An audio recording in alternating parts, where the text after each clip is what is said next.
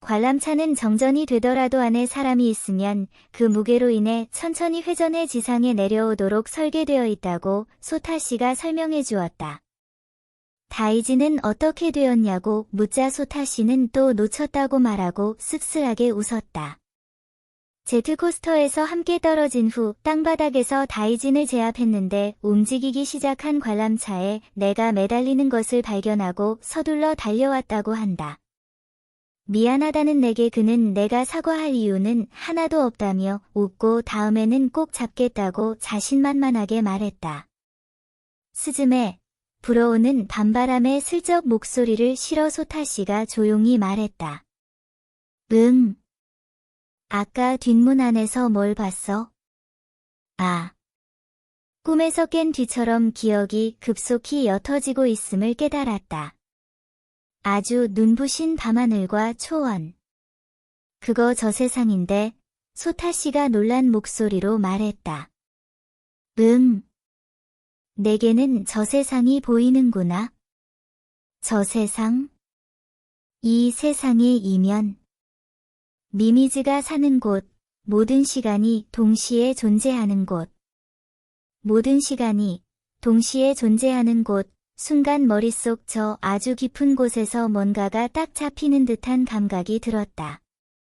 하지만 그곳은 손이 전혀 닿지 않을 만큼 깊었다. 볼 수는 있는데 들어갈 수가 없어요. 저 세상은 죽은 자가 가는 곳이라고 해. 소타 씨는 그렇게 말하고 창밖을 봤다. 나도 그의 눈길을 좇았다. 새카만 바다 바로 앞에 별을 가득 뿌린 듯한 밤의 거리가 펼쳐져 있다. 한층 밝은 공장지대가 있고 빛의 탑 같은 빌딩가가 있고 서로 기대어 있는 듯한 주택가가 있다. 손을 뻗으면 저마다의 빛의 입자를 손에 담을 수 있을 듯 아주 가깝게 보였다. 현세를 사는 우리는 들어갈 수 없는 곳, 가면 안 되는 곳이야. 그러니까 안 가길 잘했어. 당연히 들어가서는 안 되지. 소타 씨는 어쩐지 조금 서글프게 들리는 목소리로 거리를 바라보며 말했다. 우리는 이곳에서 살아야 하니까. 거대한 금속이 삐걱대는 소리를 내며 관람차는 천천히 회전했고 야경은 아래로 조금씩 내려가 가까이 다가온 검은 나무들 뒤로 숨더니 나뭇잎 틈으로만 이따금 반짝였다.